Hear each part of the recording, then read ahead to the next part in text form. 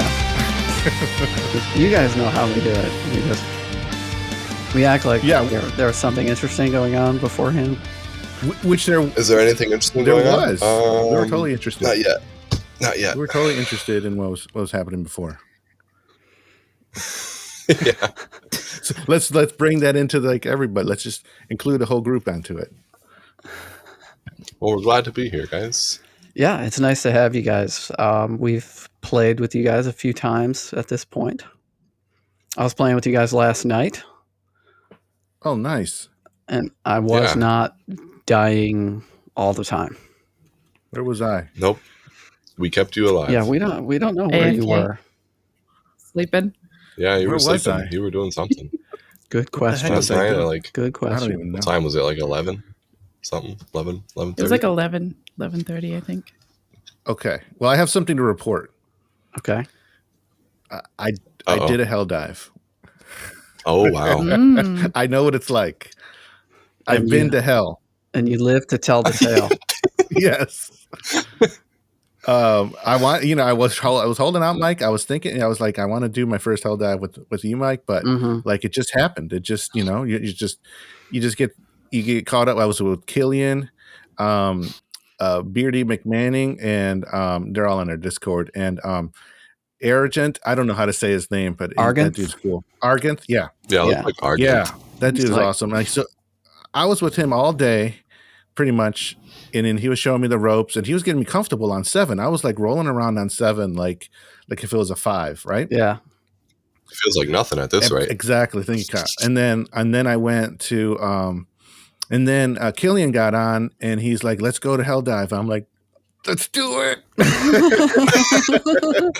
Reluctantly, holding back tears. and then we did it, and then it was awesome. Like we did you got to kill eradicate or something. We did the bots, so I still haven't done the bugs, Mike. So we still got that, and you guys too. Kyle, it'd be cool to get in with you and Kyle and Rebecca to actually do the bugs, because I don't know what that's like. But it's hell. But I extracted. I died so many times. I thought I was hurting everybody, but everybody was cool. Everybody's like, everything's fine, everything's good. You're doing fine. You're doing good. Like they totally like held my hand through the whole time. It was so great. I got to exfil. I was like the last one. I was so dead, and then they brought me back like 2 seconds before the ship took off. So I like ran in. There's so many guys. I had to run around all kinds of bots, and I dove in and I got to evacuate on my first hell dive, which was that's awesome. You go.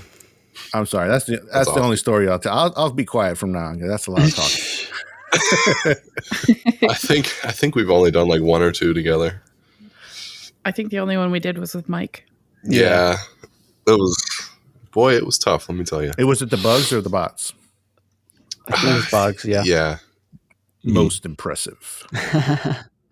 Yeah. Impressive. Yes. Most impressive. With us today are Kyle and Rebecca. You've heard us talk about them before, and now they're here. Indeed. Happy to be here. And so you guys have kind of a fun backstory. I don't know if one of you or you guys want to kind of share the story of how you two met and came together. Yeah. Let's play. Rock, paper, scissors? No. All right. I'll just go ahead. No. You are the spokesman, Kyle. Oh, yeah. So, what was it? About 2017, we were playing Last of Us on PS4. Shortly after the PS4 Pros came out. And we both were in a match together, and we were the only two talking, and we were the only two like cooperating and communicating with the team. And me and her were on the top of the leaderboard because we were the only one talking. And we played a couple more games together, and then I think when we got off that night, I sent her a message. I said, "Hey, can we be friends? Because I want to play with you again." Nice. And ever since then is pretty much where we hit it off. Way to shoot the shot, bud. Yeah. Worked out. I He was forgot to nervous. mention that in the message, though, that he told me that I was the leader of the group, and that's why he wanted to talk to me. Yep. And you were doing really good. You were the only one talking. No one else was talking. Everyone else was dying. And like, it was fun. Have you guys ever played The Last of Us? Well, the very first game. Yeah. yeah, but I didn't even know that there was a multiplayer or any kind of. Yes. Oh, it's so fun. It's so I fun. think That's I did pretty cool. try the multiplayer, but I was absolutely awful at it, so I didn't stick with it. It's if you've played the first game, it's basically it plays the exact same as the story mode. You go you drop in, there's like 4 or 5 people on each side, and there's like these little loot boxes you open up, and it gives you crafting materials, and then you if you have anything to craft, it'll be in your bag. You craft it up. Grenades, melee weapons, Molotovs, stuff like that. And then you just basically kill the other side. So you have to craft on the fly? Okay. That's pretty cool. You don't play against humans. You Yes. play against. You do. Oh, Yes. you do. It's 5. Whoa. It's like 5v5 against humans. It's Fireflies versus Rebels. Because in the first game there were Firefly. I think it was Rebels. I know it's Fireflies and then Okay. the other side, but yeah, that's Cool. Yeah. that's where we met. And just a couple months ago, I went back to that game and was playing it on my PS5, and she was like, "Oh, I really miss playing that game with you." Yeah, I would love to play it again. But Helldivers is kind of, the This is where it's at. That's where we thrive. That's great. I have to say that right away, that was the thing that impressed me about the two of you. And I think I even mentioned it during one of the episodes. The way that you two communicate Mm. really kind of showed me that this game can be played on a level I am not familiar with. Yeah. The way that you, Teamwork. yeah. So, I mean, not just in the way that you guys actually talk, but also using like the in-game emotes and tagging system, different things like that. Negative. It's Sorry. really Yeah. a well-oiled machine is, I think, how Wow. I would describe it. I do believe that's one of the first things you said in like the first game we played. And like, man, you guys are a well-oiled machine. Yeah. It's very That impressive. was cool. Did you guys play what's that one that Eric plays a lot, Mike? That Overwatch? shooting Overwatch. I'm sorry. Yeah, blanked out. You guys play Overwatch a lot No, I used to, but I used to play it by myself. by yourself? Because I saw Rebecca was like, she was like making sure we were stocked up and Oh yeah. giving us all kinds of supplies to support like to the max, which was awesome. Because that's the part I always play in every game I play. I always play the healer or the support. Mm-hmm. You're pretty good at it. You're the best at it. Oh, for sure. Yeah. I was a Mercy main. Isn't that what you Is that played? from Overwatch? Mercy? I played Mercy. She was my favorite until they nerfed her and changed her. Yeah, I was pretty I disappointed. think we've played that a couple times together, haven't we? Or have we We've never? only played like twice. Okay. Not enough to say we played it together. I would always play. Who would I play? I always try to swap between people, but I know I used to I played play. the person that became the turret. I don't remember their name. Oh yeah, Bastion. Sometimes I would play as Soldier, whatever his name was. 76? Yeah, him or. Obviously, Mike has played more than we have. I think that's basically it. Really, I've tried Rhinox or whatever his name is, the Rhino dude. I don't remember his name. Reinhardt? Rhino, yeah, I was way off. Well, I think, I'll touch on this briefly, and maybe we'll edit me saying this out. But you guys, everybody here knows that I had a brain injury in 2016. And before my brain injury, I was like really into Overwatch. I was playing it like nonstop, and I was ranked platinum as Mercy. And then I just couldn't play like for years. I was unable to play first person games. And Lito knows Call of Duty first person games were like my jam for a long time. He would nuke people in what was it? Modern Warfare 2 or 3, the Modern original Warfare ones. 2, yeah. Wow, yeah. the 25 kills to get to the nuke, and then wow, game Hey, over. if you guys played Modern Warfare 3 with us, it'd be a fun time. Definitely would be a fun time. We'll see. It's one of those things where it's like I used to be really good, and now I like suck. You know, they changed the engine. The guns are all different. You know, there are no like choke points like there used to be. So it's like everybody's just running around and jumping and leaping, and you know, to me that's not that fun. Yeah, I'm not all about that jumping jazz. I'm like, stop jumping. Doesn't help you. The monkeys. Monkeys, yeah. We were playing against a monkey yesterday. But it's okay, Mike, if you don't do well, because I can carry you on my back. There 70 kills. There it is. Helldivers all over again. Yep. My current addiction, Helldivers 2. I was gonna say, like, if I play with you guys, I'd be hanging out at the bottom of the rankings of the matches. So, just coming out even on the kill death ratio, and maybe have an assist or two. So don't look for me to carry any team on Modern Warfare or Call of Duty games. Hey, you just gotta play with us more, sure. man. You gotta play more. That game's But we did have this cool system, Mike. Remember in Modern Warfare, Call of Duty 4. Call of Duty 4 Modern Warfare, the first one. We'd find this spot, and Mike would snipe the whole map from the top. See the whole map. Yeah, from the top room. Right. And then as they would come in to try to kill him, I was sitting there with a SMG or something, or some sort of like machine gun, and just I'd call him as out soon as like they came in the door. Yeah, somebody's coming in. Lito would gun him down. Yeah, it was a pretty good system. Heck yeah. Yeah, we'd have like a whole half a match where people couldn't get to you, and then when I would die, then you would go down and kill the guy that killed you. So we kind of had that little spot locked down until they got really mad, and then which usually happens. Oh yeah, there's a couple of maps you can still do that, but yeah, heck yeah, a little sniper's nest. Yeah, so one that you can just see the whole map. Yeah, if you just sit on top of the crane. It's terrible. Oh, high rise. High rise. Ooh, yeah, that sounds familiar. The one that they remade recently. You're talking about being on top of the crane. Is that the one where you can crawl off the map onto the crane on the side? Yeah, I think that's it. Mm-hmm.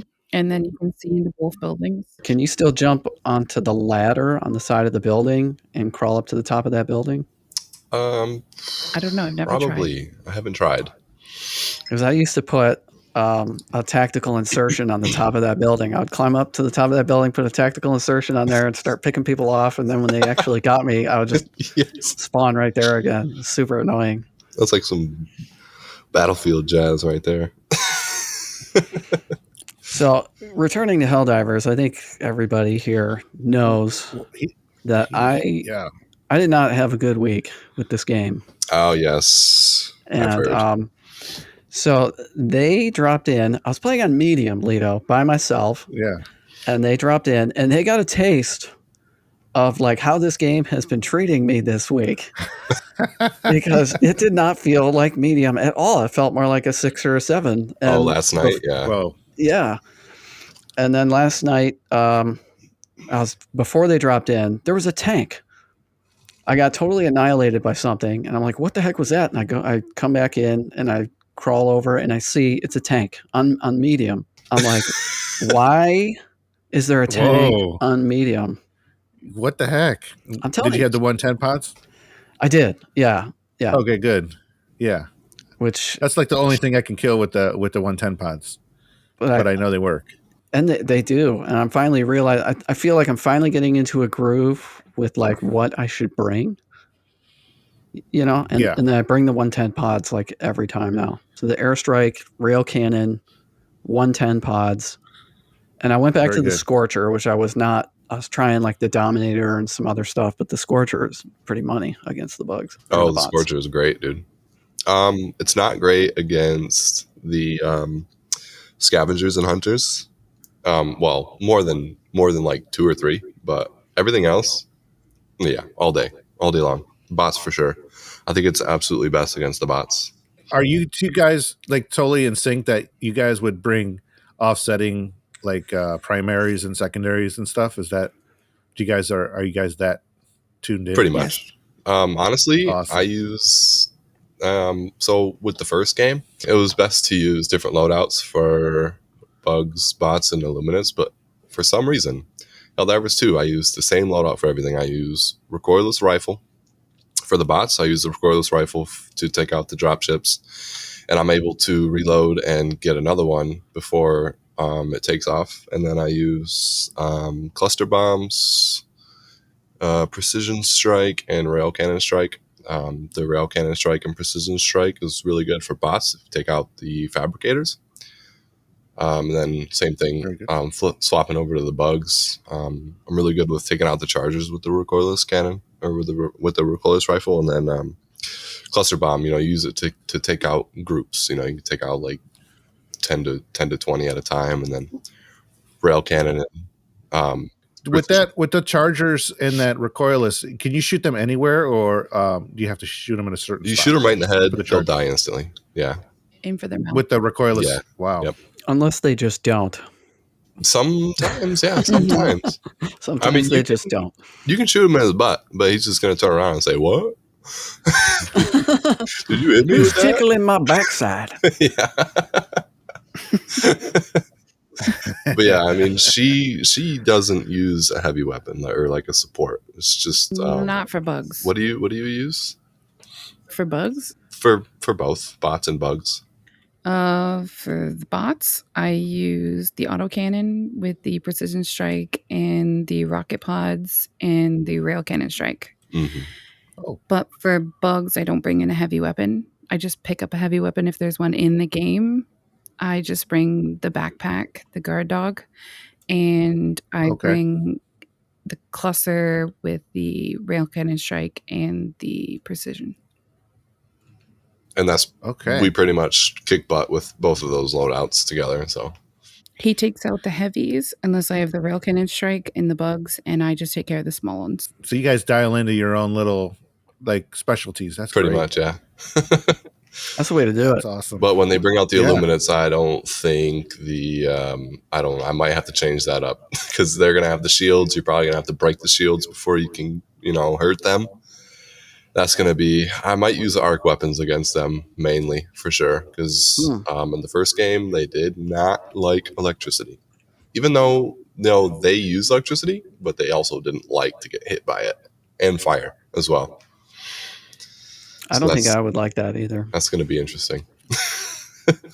And a supposed fourth faction coming out. Oh, really? I've been hearing rumors, but I'm not sure. I know for a fact they're bringing the Illuminates back. But the fourth faction, I'm not sure. There is room for a fourth. There could be room for a fourth.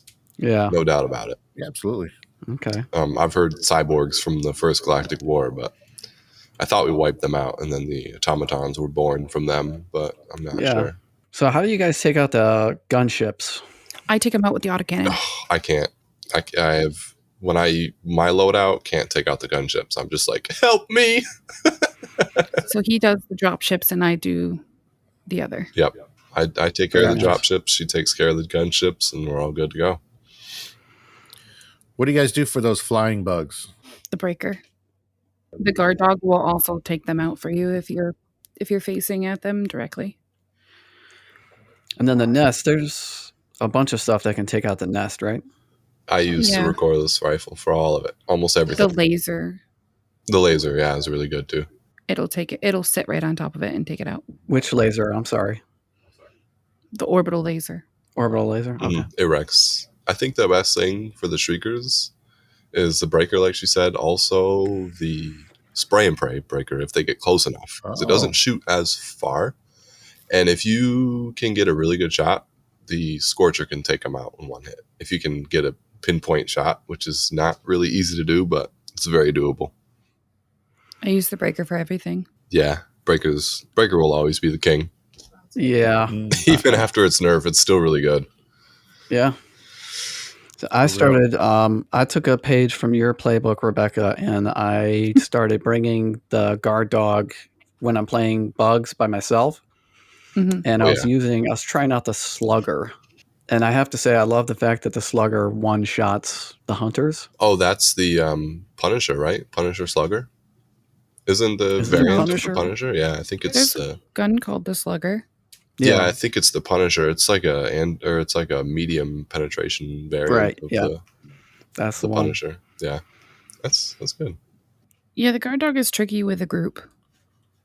I always have to be focusing where you guys are, and I try to run in front of you and not behind you, because if I run behind you, it's going to hit you. So I try to always make sure I run in front.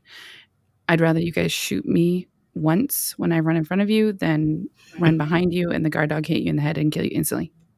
Man, I can't tell you how many times your freaking rover kills me. That's because you move sporadically. I know. You're a sporadic mover. You're hard to track. Hey, when I panic, I'm sporadic. Yeah. Same. Sporadic. Panicking. I think we're all guilty of panicking from time to time. Especially. But speaking of killing each other. Oh boy, last night. And heads exploding.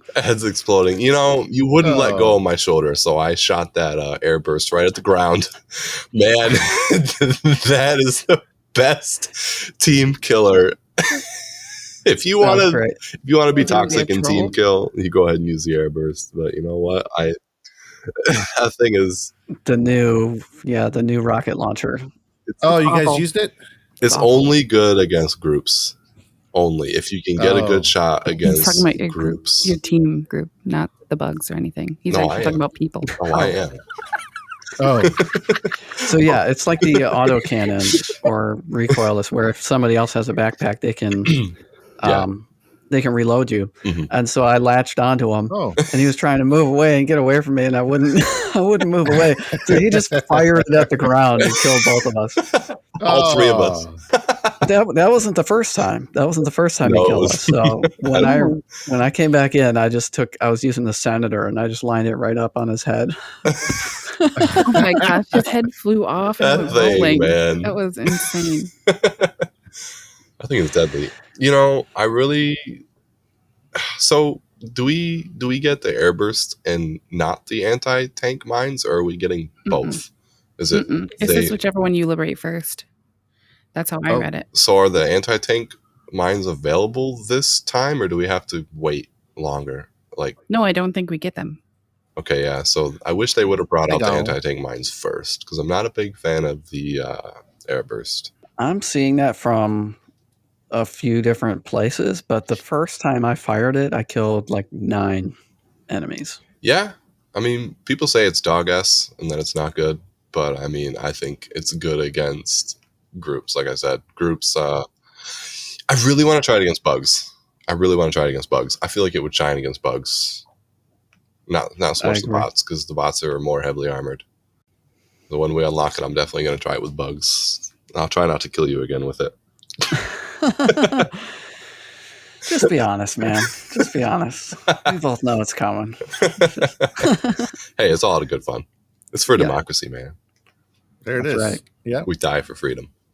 My life. Friendly fire for liberty. It's good to hear, stuff's happening, on the back, it's cool you guys could link up when, I'm off here and there, and so there's always a spot open for you, Lito. There's always a spot for you. I appreciate that. Hey, so tell us a little bit about your Helldivers 1 experience, because I know you're pretty well versed in that. Did you guys play that together? A couple times. Yes.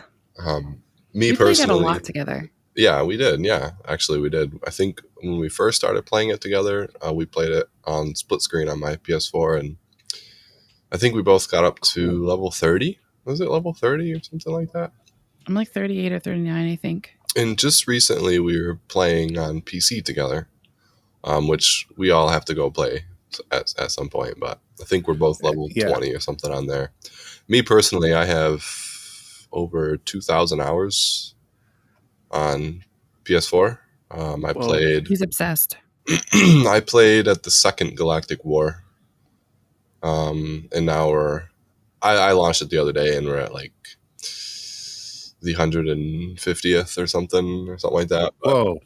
I've made a lot of friends in that game. I've got all the content. I mean, at this point, anyone who plays Helldivers 2 and has played Helldivers 1 probably has most or all of the content and multiple hours. But yeah, I used to play the game every single day for like 6 months straight. Like it was the only game I played for so long. And my favorite things to use were the Rumbler and the Jump Pack and the 2 static fields. Because in that game, you can use more than one stratagem. You can have like in Helldivers 2, if you bring the EMS strike, which is the static field, which is what I called it in the first game, with the static field. You can only use 1 static field in Helldivers 2, but you could use 4 in the first game. So I would do that, or that was my cyborg build. And for the bugs, I would use the toxic launcher and bubble with 2 static fields. If you can't tell, static fields are my favorite because you can you could run through the static with the bubble on. And is it like that in Helldivers 2? No, unfortunately, you can't, which is kind of silly. I tested it one day. I was like, oh yeah, this is gonna be awesome, and I started running through. I'm like, no. I got stuck and then died from a brood commander. So the static field, the EMS in Helldivers 2, it disrupts the shield. It does. It doesn't work like it did in the first game, and I think Arrowhead said, we're not going to let you do it this time. That's unfortunate, though. Yeah, it is unfortunate because it would be a very good tactic. You could, so like in the first game, I would be running. I even do it in Helldivers 2. I throw stratagems in front of me at my feet, and I keep running. So whatever's behind me gets wrecked. But I would throw the static field down at my feet, and it would launch in like a half a second.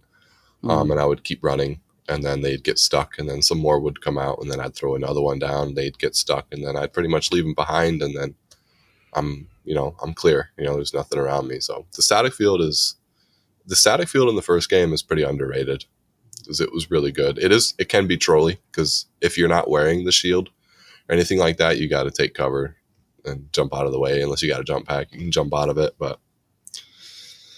Yeah, I've got a lot of time in the first game for sure. I'm sure there's people out there who have more than me, but I think 2,000 hours is pretty much. So Mike and I played like a quick couple of hours or whatnot. I immediately was thinking, wow, this is Gauntlet, in space. Oh, for sure. Different weapons and whatnot. But I mean, everyone's on the same board. I don't know how split screen would work. That's kind of cool. It's not really split screen. You're all on the same screen. The first game. Okay, you're all on the same screen still? Okay. So you can't move away from each other, which Helldivers do. They changed up that whole mechanic. Everybody can be anywhere. Yeah, which is a nice change. Because in the first game, I would always be squad leader. I would never join anybody, and there was kind of like a hidden rule in the first game where squad leader is squad leader, and we move with the squad leader, and people would try to fall behind, and you press right on the D-pad to say move, let's go, and people would listen, this and that and the other, and you couldn't get too far away from each other. If like there's somebody to the left of your screen and somebody to the right of your screen, you're dragging the screen. Nobody's gonna move. We're just gonna be stuck not moving. Right. So yeah. They changed up that formula big time in the second game. Yeah. Sorry, Mike. No, go ahead. I don't know if you want me to bring this one up. Do it. You mentioned unspoken rules. Okay. And I remember the first time we played together, I broke one of those unspoken rules. Oh yeah, we like to be in the same pod together. It's not the end of the world if we don't. Unspoken, unknown rules, and man, I've just always seen it that the left pod at the top, like when you run up the left stairs, the left one is whoever's ship it is. Yeah, like squad leader, and then it's like their second in command. Second in command. Oh, okay, and then it's like the other people. It's like, where do we go to learn these hidden rules? Because that's not the only one. That's not the one I've broken another one. So I've got a link here for you. It's Okay. KO Gamer and GBabyChallenger School of Helldiver Success.com. So That was always how we did it in the first game as well. So it's probably just come over from the first game for us. yeah. Oh, okay. Well, It was- Lito and I, funny thing about us is that regardless of whose ship we're on, Lito goes in the first pod, I go in the second pod. I've just been going in the first. I don't even know. It's like I don't even. On the Here's right my thing. or Like I don't even care where pod goes. Like this. Like to me, it doesn't matter. But like it didn't even cross my mind that there's people out there that have other, Their own hidden rules, Yeah, That's just like our own hidden rule, I guess. That's cool though. I totally get that. Yeah. I think that's awesome. And I wish I wouldn't have stumbled upon it, but once I know I screwed up when Mike was like, Lito, I'm like, what? And it was too late. Get the heck out. And then like the whole match, I think everybody was off because like I did the wrong thing. And so I'm like, oh my God, what did I do? Landmine blew up in my face. Yeah. But Right. I have learned another hidden rule, and I'll share that with playing with those other guys this past week was Mhm. I'm always the lowest guy level, so apparently I'm like it's an unspoken rule that the lowest level guy needs to bring in the optimization boost for so that's something I've learned because I was going to switch it on to something else, and then the leader guy was like, no, lowest guy, unspoken rule. I'm like, oh, cool. What is that boost you said? It's like the optimization. You bring in the most. You bring in the stems and the grenades. Like you're fully. Oh I don't know yeah. what it's Oh called. man. The hell pod optimization. Yeah. Yeah. So that's another thing with us. We bring one or the other, both of us. Either she brings the stamina or the ammo, and I bring the other one. But we always bring because when you're wearing light armor, you already have that boost of that stamina, but then that gives you an extra boost. So like instead of 550, you're like 555 or 560 with the speed kind of thing. So and then with heavy armor, it also gives you a boost because I like to use heavy armor against bots sometimes, not all the time. Okay. Or I'll go medium. Or if I just want to constantly run away, use light armor, but they shoot you so easily. But yeah, those two boosts are like the main boosts. And then if people have those two taken, I'll use the reinforcement budget, increased reinforcement budget boost. Okay. I haven't quite figured out the localization one. I feel like it would work better against the bots somehow, the localization confusion. I don't know if you guys know anything about that. From my understanding, it reduces the possibility of additional incoming reinforcements. And from what I read, it's based on the number of reinforcements that arrive, which is kind of weird. Okay. So it's like if two ships arrive, there's like a 20% chance that it will stop a third ship from coming. Oh, something that makes like sense. That makes sense. Yeah, I use that one sometimes if I'm like in a random game on Warhammer, and I'm just like, I guess I'll use this, but I never have really noticed a change. But that makes sense what you said. To clarify, Warhammer being your other. Yeah, sorry, my other account is Warhammer. That's the one I play solo. If I'm not playing with Rebecca, I'll play Warhammer. Right. And when I play solo, I take the stamina boost because I'm like, what, I'll run it around. I'll find ammo and grenades and stems. Mm-hmm. So let me ask you this: since you played the crap out of the first game, I played the first game, but I didn't play the crap out of it. What surprises you the most going from the first game to the second game? What was the biggest pleasant surprise for you? It feels exactly like the same game. The commands, the stratagems, the guns, a lot of the guns are the same. The biggest change is the point of view. Like the camera right at your back, like a third-person shooter, any other third-person shooter. The open, well, I guess it's not really open world, but it's just a pretty open map that you're on. It's pretty big. and it just feels the same. It feels like the same game, but it's a brand new game at the same time. Yeah. They kept a lot of the similarities. There's a couple new things that I've seen. It's pretty cool. Like the quasar was never a thing in the first game. The incendiary breaker kind of feels like it's supposed to be the double freedom from the first game, and boy, does that thing wreck the illuminates. The double freedom. It's like a double. Yeah. It's like a double barrel incendiary shotgun. Okay. So it feels like the same game, but at the same time, it's a different game. But they still kept the traditional, everything, the very comedic, comedic, patriotic kind of setting. I love that. Yeah, even the intro is just like a better version of the old intro. Yeah, and they kept the whole make the most important decision of your life. Become a hell diver. The same thing as in the first game. Sweet. Hey, so Kyle, did you get, and Rebecca, did you guys get this game day one, or did you wait a couple of days or a week? We got it day one. I pre-ordered it. Day one. The second I heard of it, I said, pre-ordering. Oh my goodness. I could not wait a second. I said, I was on my computer and I was doing something and I saw something for Helldivers 2. And this was back in April or March of last year. And I said, no way, this is real. And I saw a sneak peek kind of trailer and my jaw hit the floor. I turned around. I said, baby, guess what? Helldivers 2 is coming out. Because I never knew it was going to be a thing.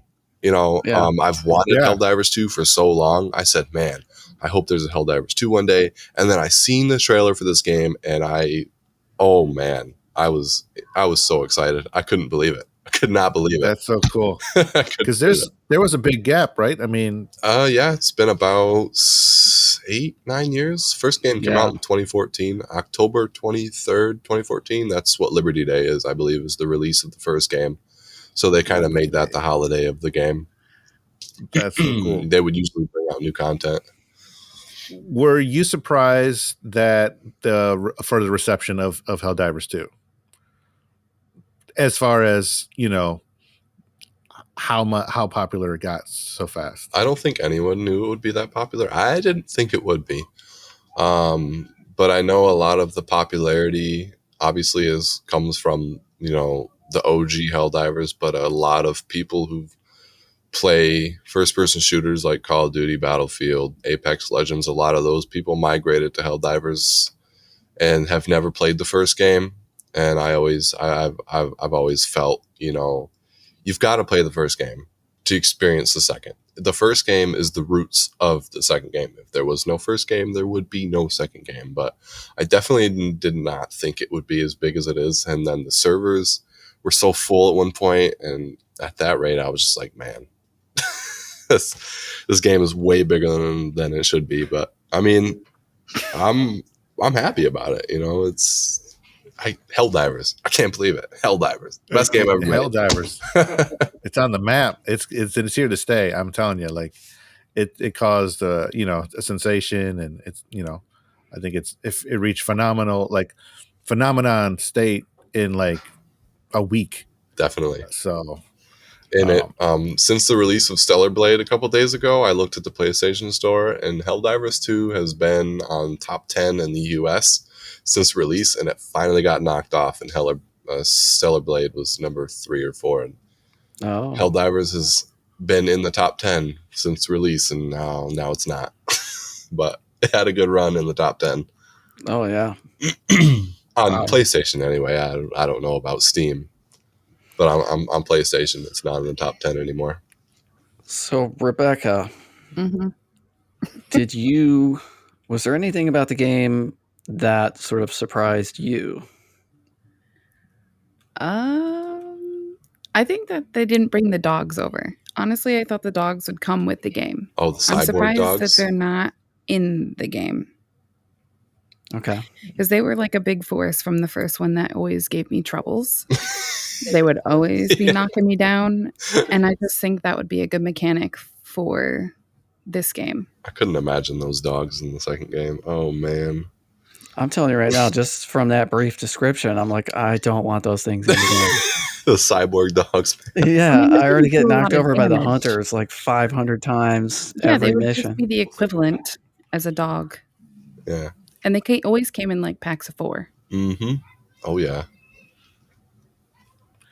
And Rebecca, did you share the same excitement for Helldivers 2 as Kyle? No. Unfortunately not. I think I'm the bigger Helldivers fan, but My main game isn't Helldivers, though. That's the thing. And Oh, really? what is your Yeah. main game? My main game is Sims. It's Okay. always been my main. It's where I make my living. That's right. You have a YouTube channel? Yes. I actually have Alright. 2.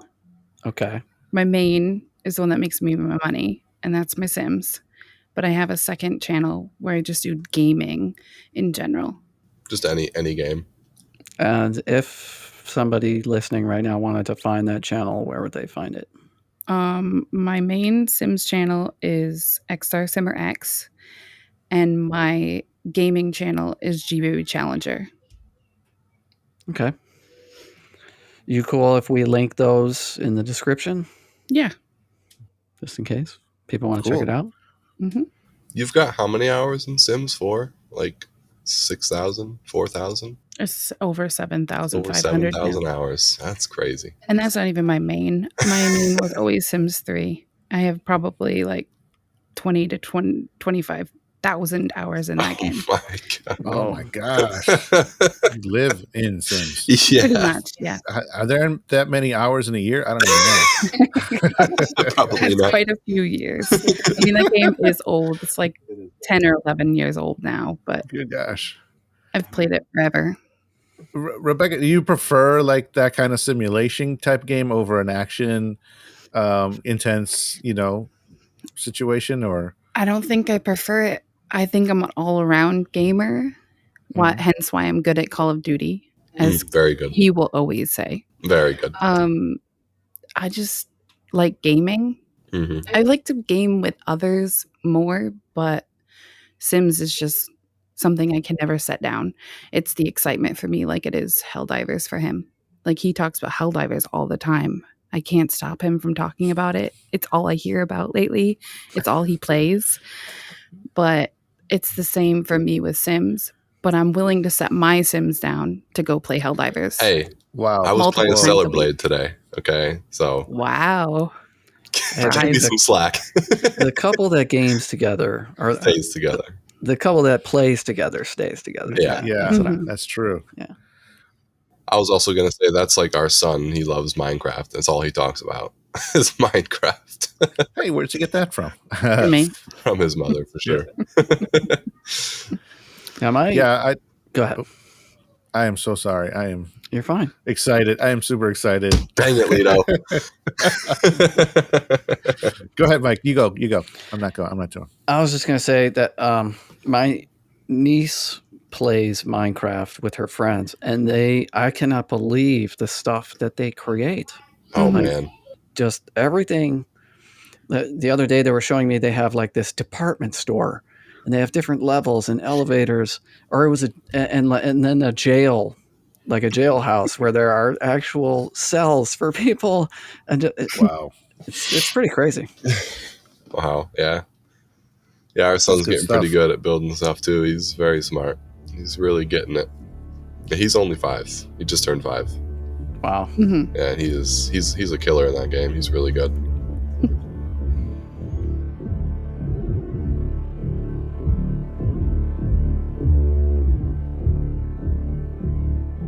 You had a question, Lito. Oh no, I didn't. Well, maybe I did. You said Rebecca, and then you didn't say anything. I did say Rebecca.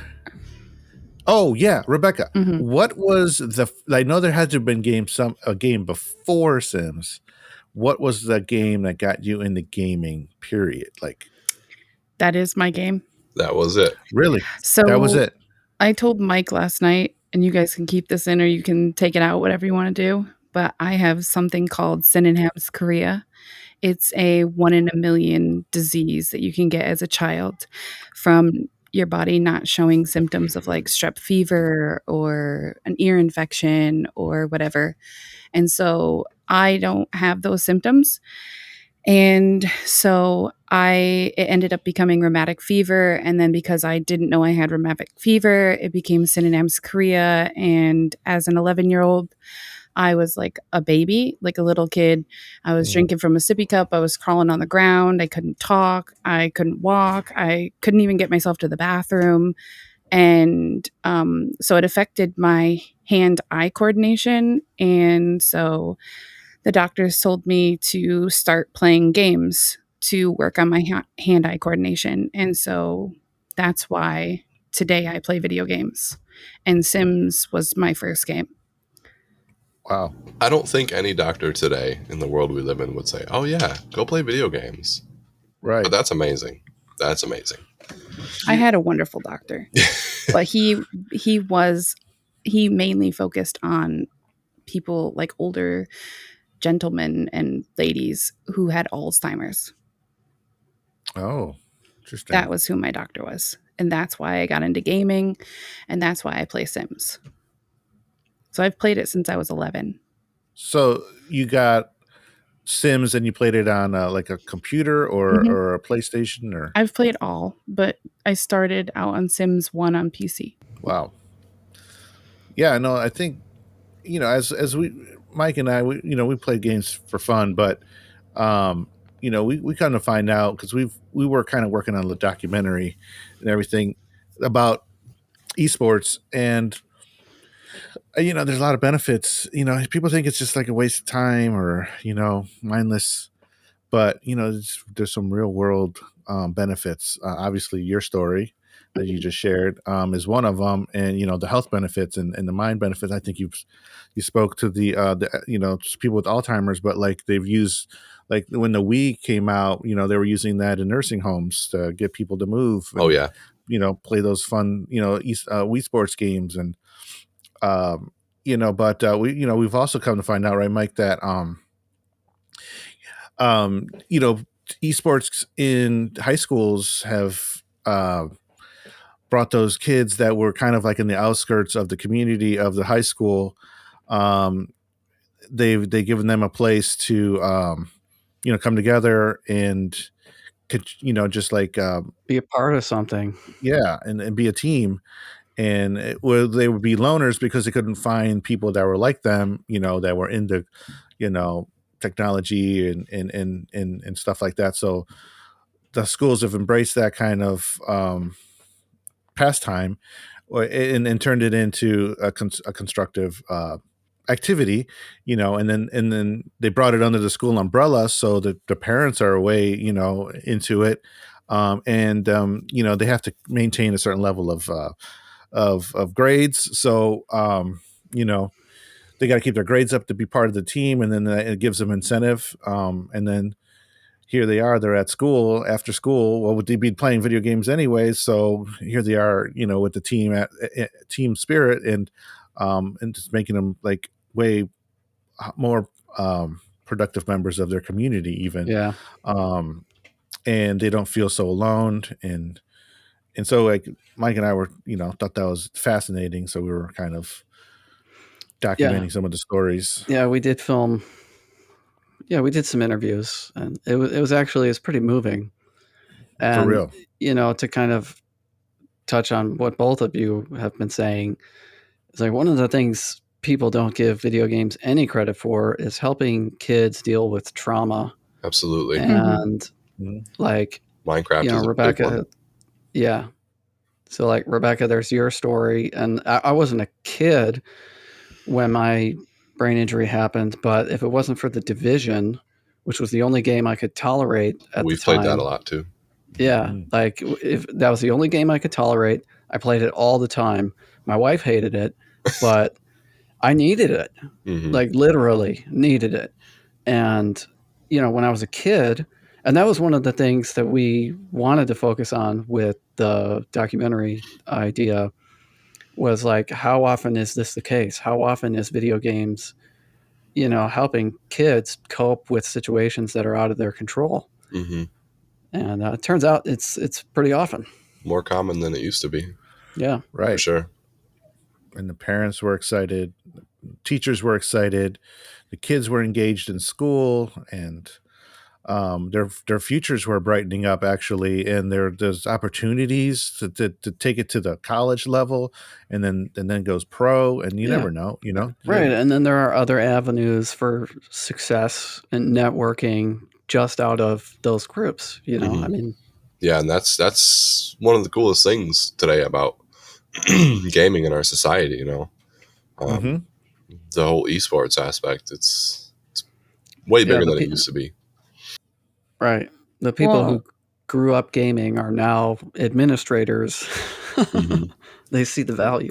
Yeah. Right. Sorry, and Rebecca. Not only did it help me with my hand-eye coordination, but I was really depressed because I couldn't speak. I couldn't get up and go do something that I wanted to do. Like as a kid, that's really difficult to sit still and do something. And Sims was the way for me to escape my sadness. It was how I could dive into someone else's life, play as that person, and have a happy life where they could speak to each other and, have kids and raise their kids and watch them grow. And that's what made me feel better about myself. The fact that, I was so sad having to just sit there all the time and just wait for someone to come take me to the bathroom or get me a drink or just get me some food. And it was like, my mom would be like, what did you say? Like she would say that to me all the time, like 5-6 times just to catch what I wanted because I really couldn't speak. And even today, like I was just looking at my hand when we were all talking and my hand is still doing the movements. It still does the movements today. I just live with it. I just learned how to cope with it. I've learned how to live with it and to play games with it. Mm-hmm. Wow. Yeah, she talked about this with Mike yesterday too, Lito. So now you know too. Yeah. It's always a part of me. I just choose to not allow it to run my life or make me sad. I choose to just play games to get over how I feel about it. Mm-hmm. And it's a big thing with our kids. Like video games are a part of our life. So we've introduced that to our kids, mainly our son. Well, they both play games, but our son mainly. But, it's also at a young age, it's also a privilege, but it's not something we'd ever take away from him because we'll probably game our whole lives. We're probably all going to be a gaming family, Right. That's awesome. It's... yeah.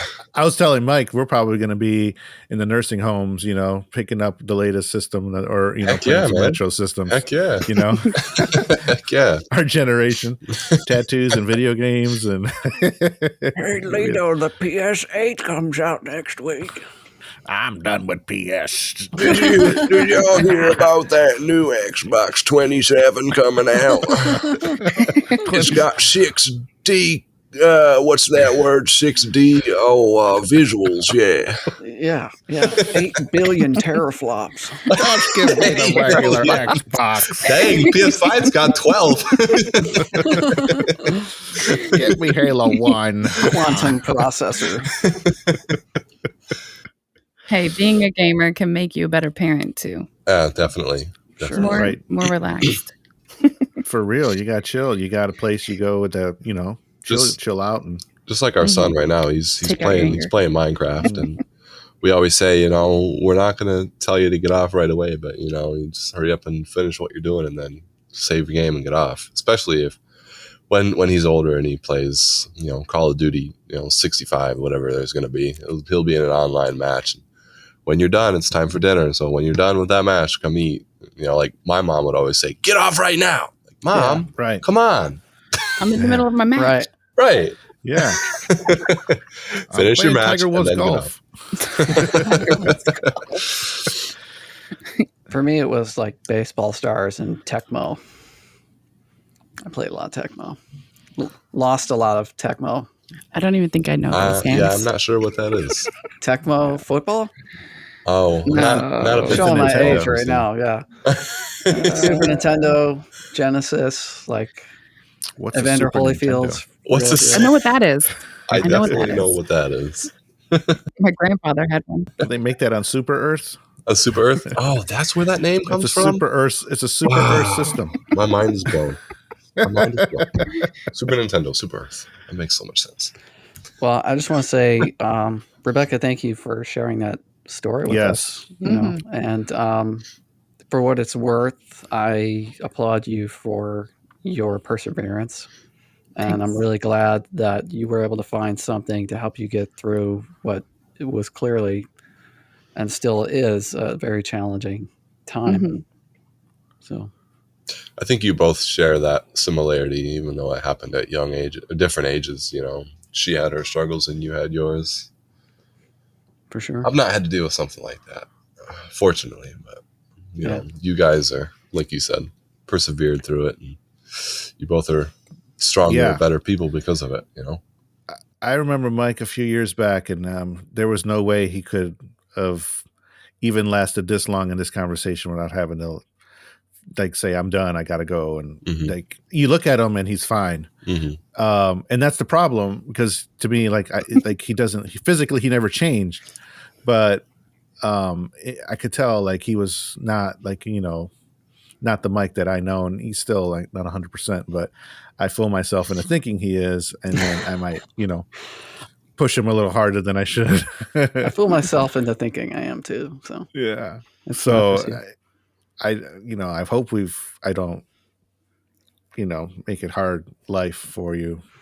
No, dude, I don't know what I would do without you, man. Especially when I moved back to Cleveland, you know, you were there for me, man, more so than anybody else. Well, you were there during my dark time, so just talking to you would make me feel better. You know, my dark days, you know, COVID stuff. You guys' friendship is pretty cool, man. You guys have a really strong bond, you know, and you don't see that much anymore. You know, people are actually trust each other with their life pretty much. You know, you guys are pretty cool. Thanks. Your bond is very strong. Appreciate that. Yeah. What'd you say? I said you said only pretty cool. He doesn't. Very cool. Very cool. But just to know, he was very jealous about the friendship door last night, Mike, that we got to hit together. Oh, the friendship door. I heard that's the name of those. I heard that's the name from like a whole other group of people. That's my friendship door. Dang it! Get off of it. Yeah, he was pretty upset about that. So. It's kind of understandable, though. I mean, you know, I couldn't have been too jealous because I didn't have the airburst rifle and I didn't shoot it out the ground, so it's okay. He tried. That's cool. He thought about it in his head, how it would have went down. I do want to say one more thing. Yeah, go ahead. Come on, Kyle, you got the floor. About when you asked me about Super Earth, or not Super Earth, Helldivers and big changes and stuff. You know, I've said a lot. You know, all the invasions that have happened in the first game, invading Super Earth and all that. I don't know what Arrowhead's plans are with Super Earth. I don't know if they're still developing Super Earth, which is why we haven't been there. I don't know what their plans are, but call me a traitor. But I would love to see Super Earth invaded so we can go defend Super Earth. And I would just want to see how much detail they've put in to the city. Because in the first game, it was just, you know, a couple random cities that looked kind of the same walls, same trucks on fire, this and that and the other, holes in the grounds. But I just really would love to see how well they've detailed Super Earth this time. My one hope is that I'm really hoping when the Illuminates come, they're going to be invading Super Earth and then we have to go defend. That would be super cool. Man, he really wants us to get invaded. Just, you know what? I want to see what Super Earth looks like. Yeah. Call me a traitor. I don't care. I'll still fight for freedom. Well, we're pretty convinced that the devs or somebody over there listens to us. Our percentage points in Sweden keep going up. I've heard. That's crazy. So, like, I'm sure that they're listening because it's what, you know, what's weird is like we talked about the squads getting bigger. The numbers of, you know, I saw it came through my newsfeed today that the devs are actually talking about increasing the squads. So I have an article from PC Games.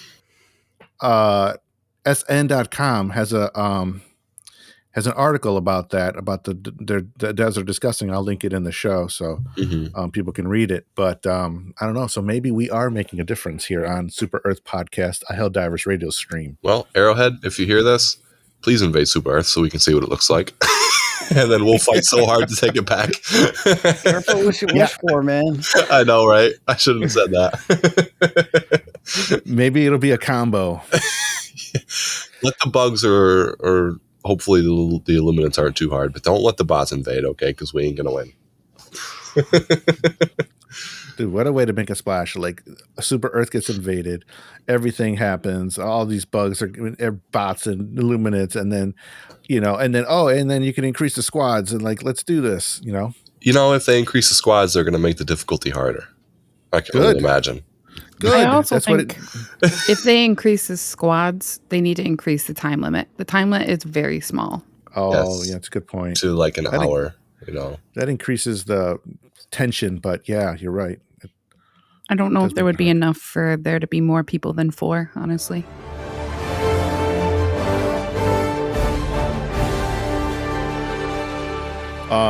What was the one from Gmail? That was Daniel, Daniel's, yeah. that's your chair, right?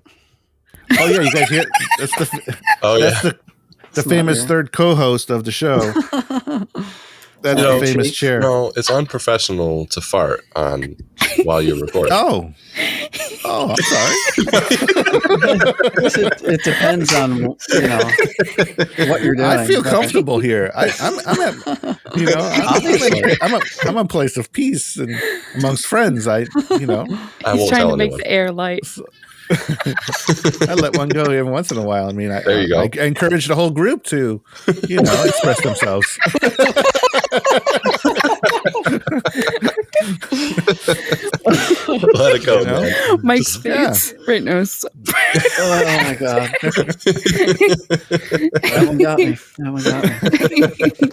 All right, so changing gears. We have a story from Daniel, who sent this to our Gmail. Hey y'all. Hey Daniel. My brothers. Yeah. Hello, Daniel. My brothers and I dove into a Terminid stronghold. I had never played on any difficulty over 3, and they threw me right into a level 6. Okay.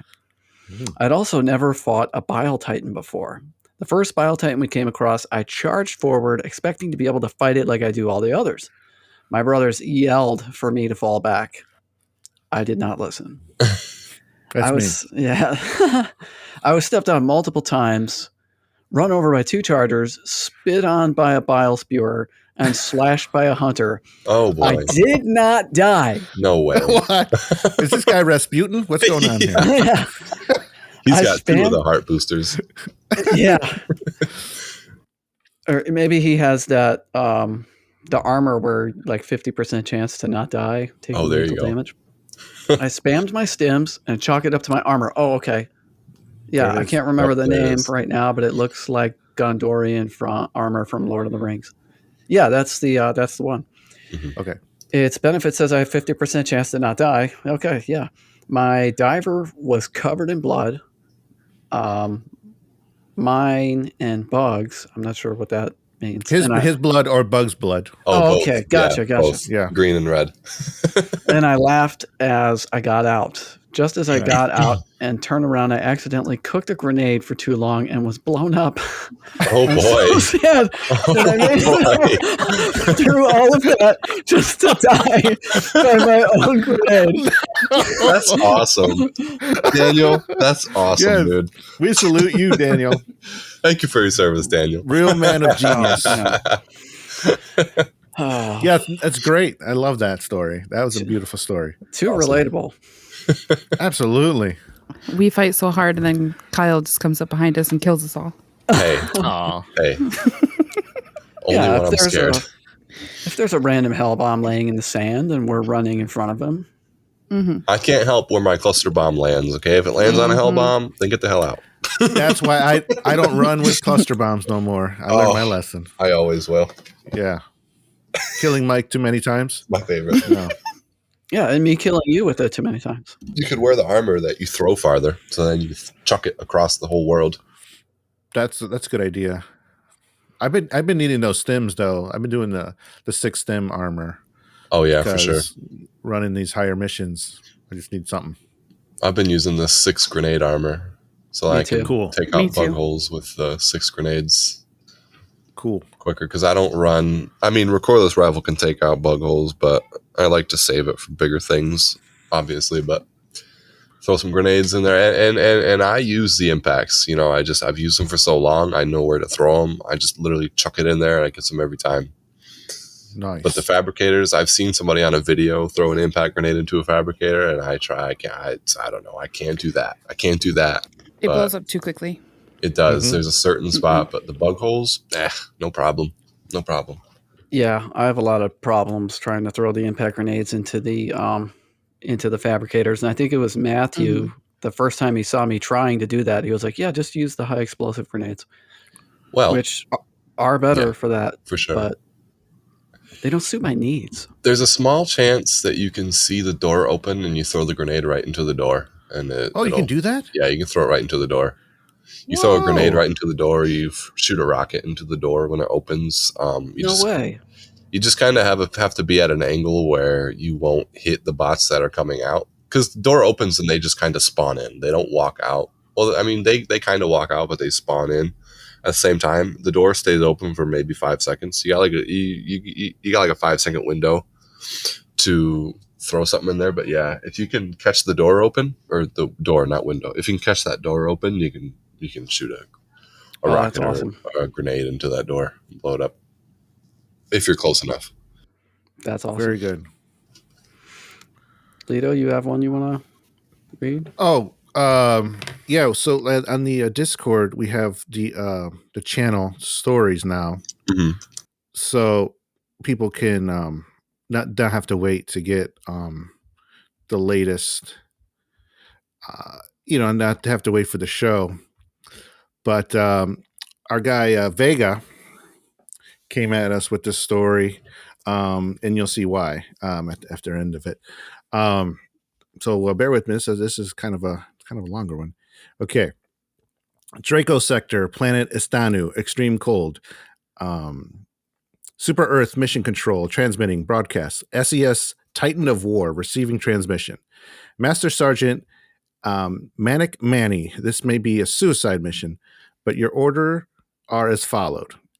Engage Planet Istanu and defend it from ongoing invasion of the Terminids. Major objectives: evac civilian population, bring back as many samples as possible, and kill as many bugs as possible. End of transmission.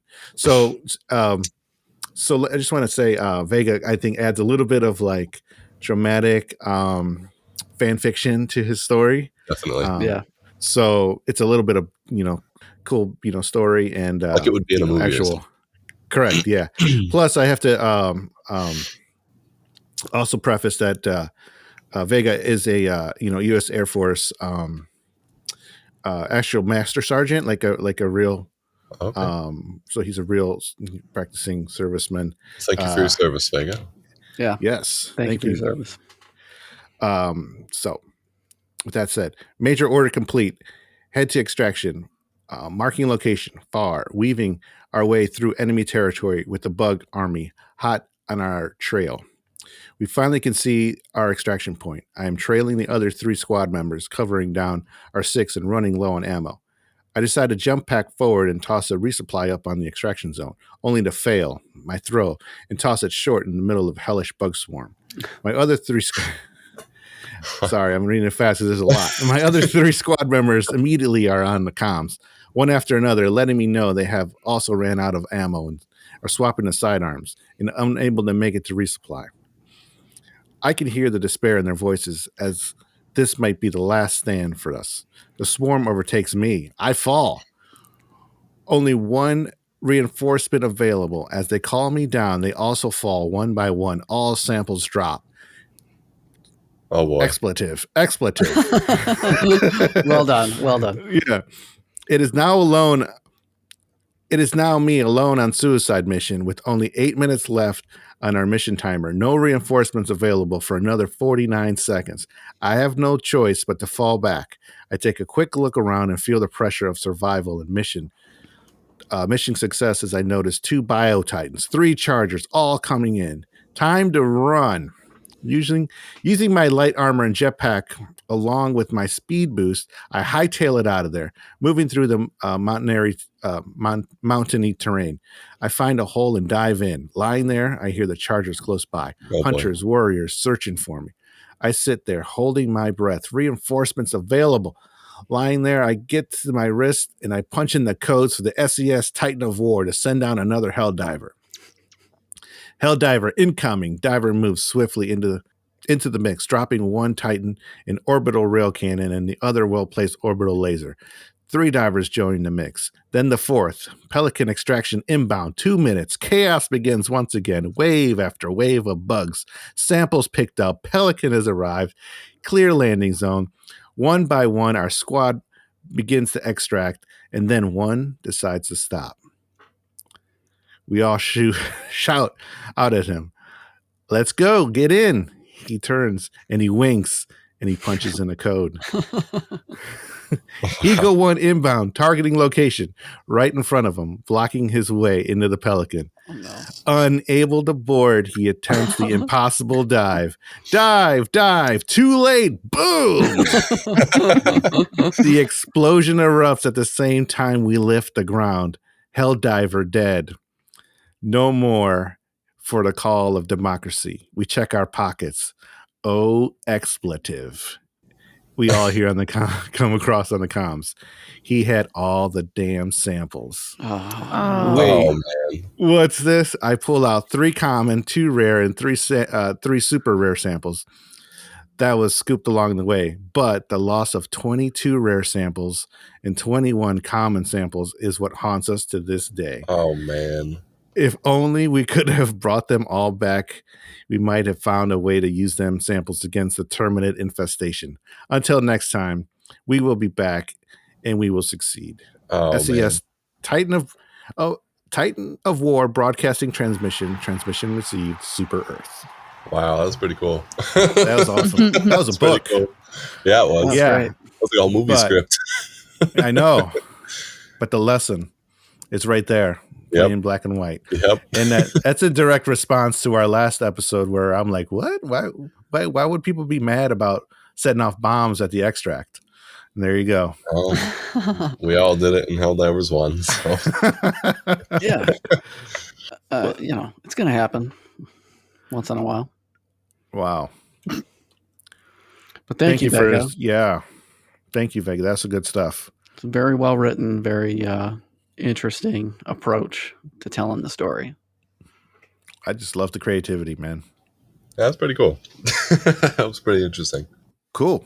Are there any other stories that you wanted to go over? That's pretty good for now. That was like 3 stories.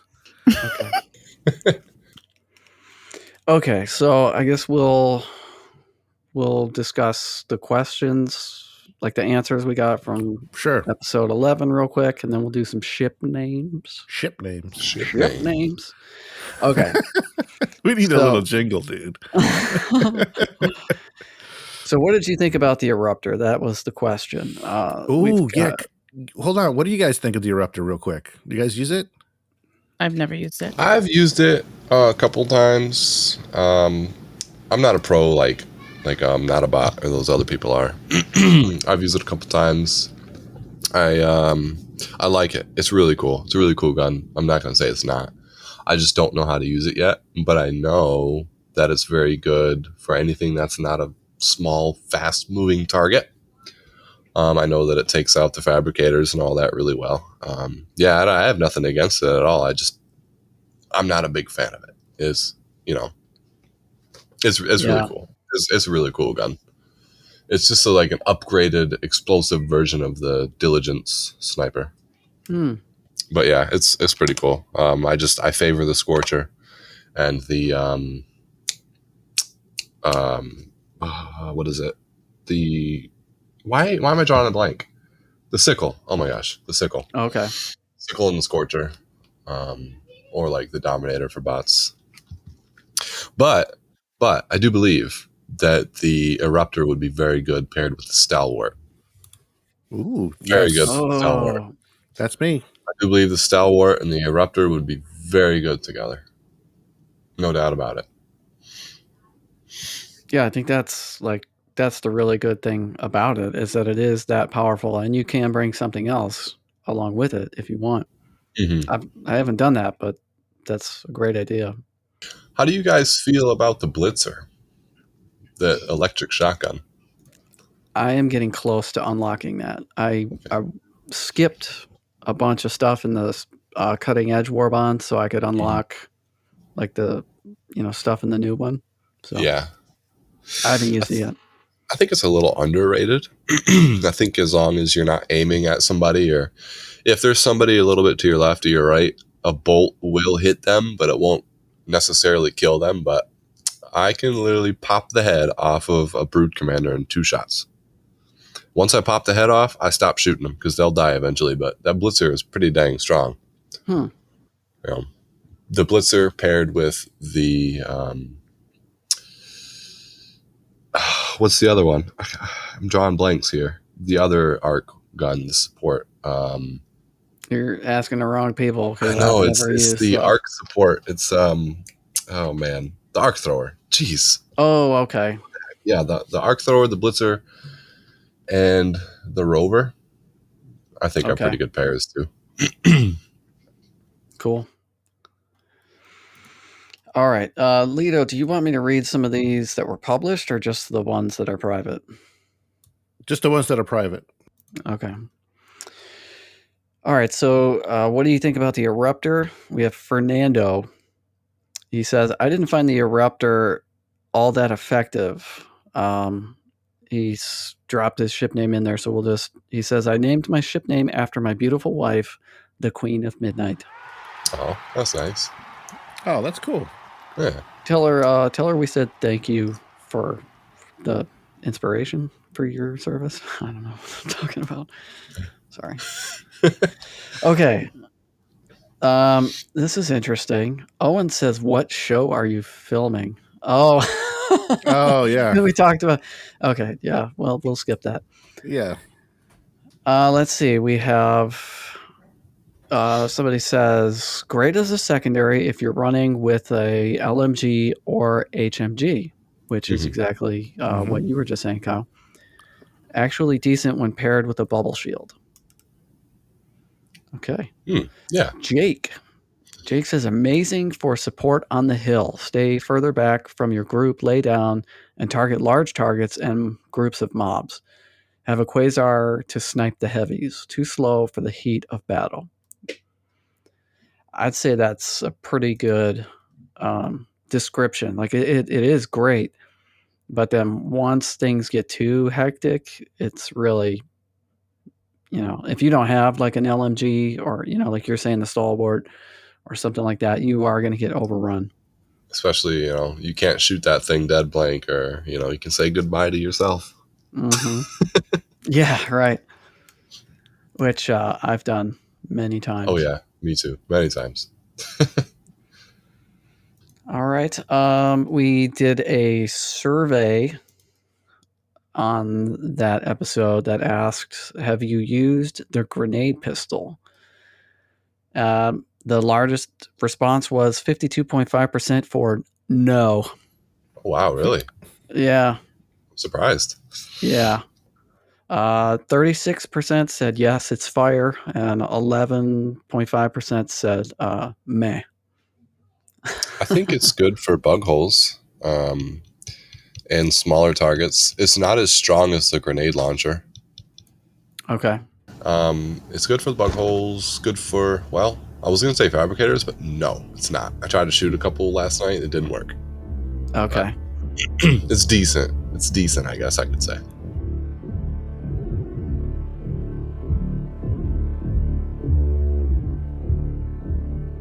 You guys ready to help us with some ship names? Well, yeah, I'm ready. Ship names. You guys see that? I think I see it. Yeah. Yeah, I can make it bigger. Hold on, let me see if I can. Small. Hold on. Let me just help. We just got to do something. Ship names. Okay. Just like saying ship. I know. Ship name. Ship names. And then I'll just keep. So I'll do the first one to kind of get you guys how we do it or whatnot.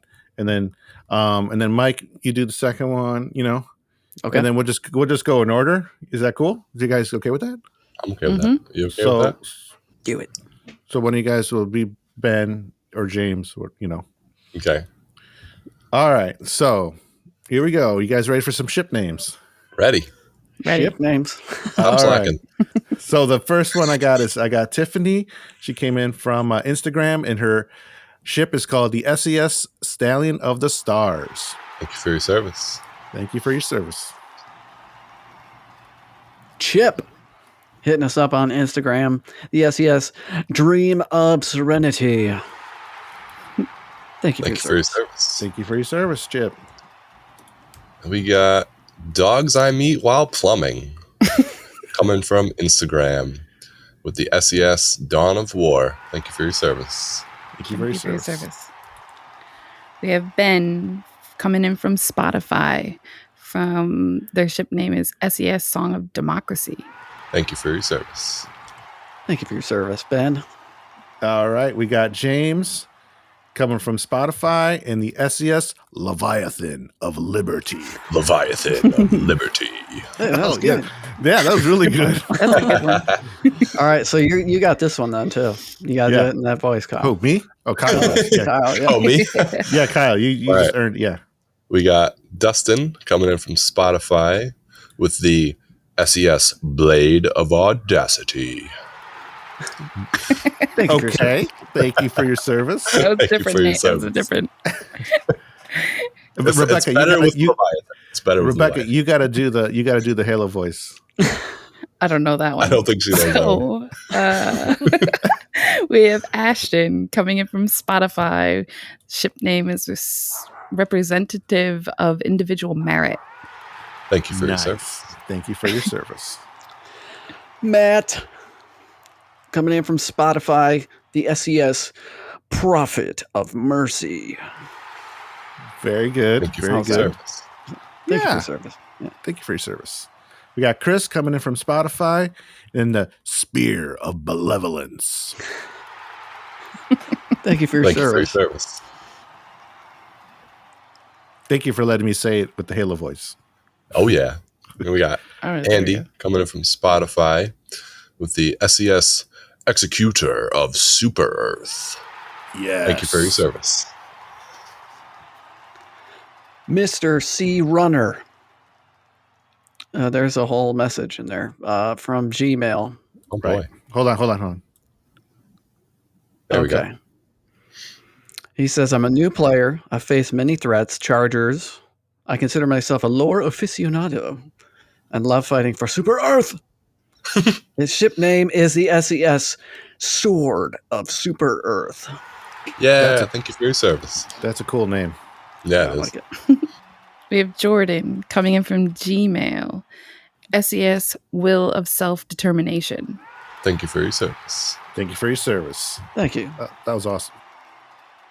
All right. We got Tyler coming in on the Gmail, and it's Lord Squisherton of the SES Colossus of Eternity reporting in. I think he's on our Discord. He Yeah, sure people is. love their ship names. Yeah. Yes, they do. These aren't even, we have so many more too. It's like, these are just a small sampling. Oh, boy. Yeah. Okay. So we have Beardley Manning, and he is reporting from the SES Sword of Starlight, but he was previously reporting from the SES Pledge of Allegiance, the SES Eye of Truth, which is a Zelda reference, and the SES Hammer of Dawn, which is a Gears of War reference. So apparently he likes to change his ship name a lot. I don't blame him. There's so many good ones out there. So please, as you change your name, go ahead and send those in. And thanks for helping me on that hell dive. That was awesome. The final All right, one. Kyle, if you want to take Last go but for it. not least, This is the last one. we got Rose coming in from Gmail with the SES Lord of Redemption. Thank you for your service. Rose. Okay. Wow. What a list. Sehr gut. What a list. You know, and before we go, I do want to say, Lito, you were in the Discord for most of the day the other day. I chatting in the voice channel with people from the Discord. Right. I thought that was super cool. I was at work and I had Discord open and I could see that you were in there. I know. I just I want to try it out, check it out. Yeah. So much fun. And when I got home and I jumped in, there was somebody else who joined us. Right. I forget what their name was. Benjamin. His name was Benjamin. Oh, I meant his username, but yeah. So I just want to say hello to Benjamin. Thank you for having the guts, I guess, because it can be kind of weird to just jump in with people you don't know. Sure.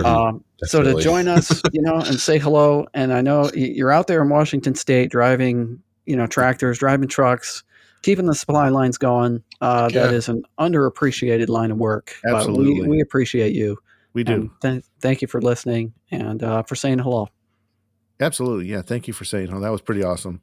We were in the middle of a hell dive or whatnot, and we were sorry we couldn't chit chat, but we appreciate you jumping on and saying hello. And I felt bad because we were all like, at least you and I were. Yeah. Two guys carrying us, not so much. Right. But okay. Gabby and Rebecca, I hope you guys had fun. I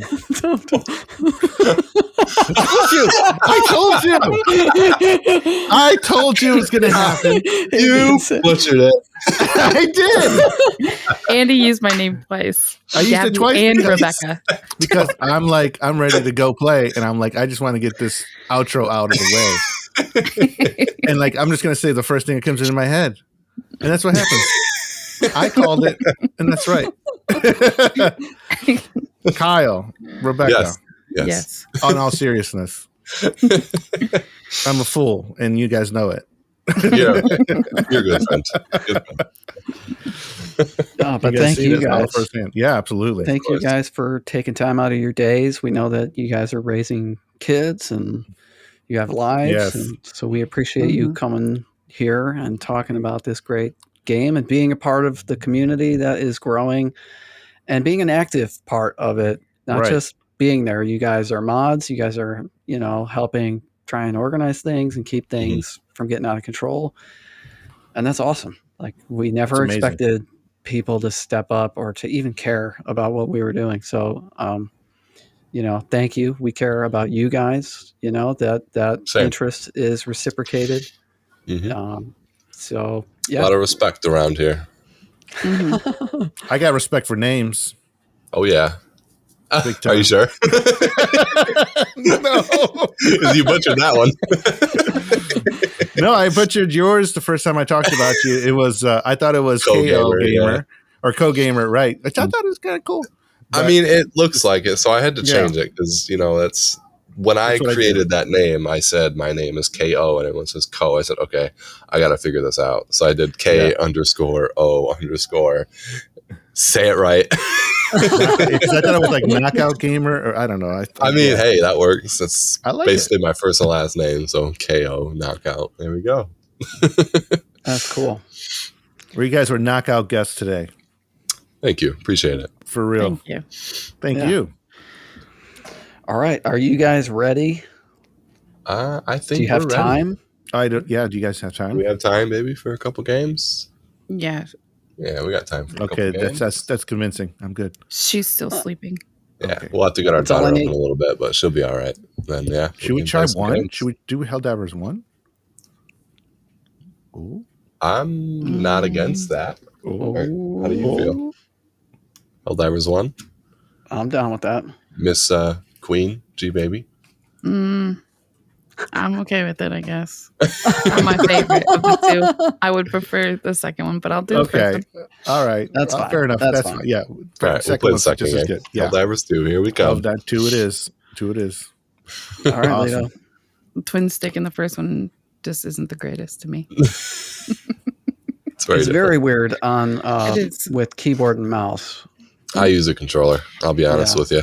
I'm worse with controller if I have to use, because I do a lot of sprinting and jumping, and I just do a whole bunch of things that's hard for my fingers to do on a keyboard.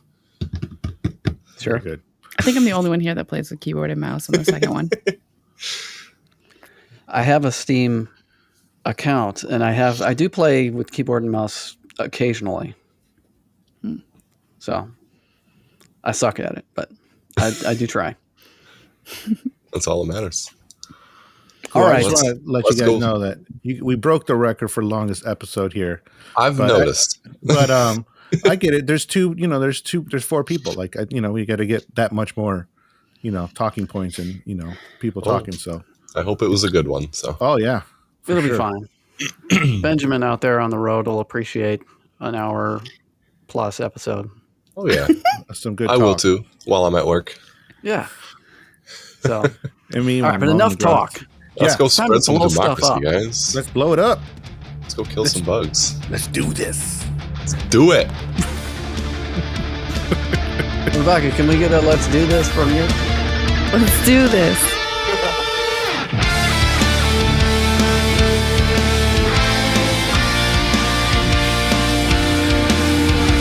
All Super Earth podcast content is based on the game Helldivers 2, created by Arrowhead Game Studios and published by Sony Interactive Entertainment.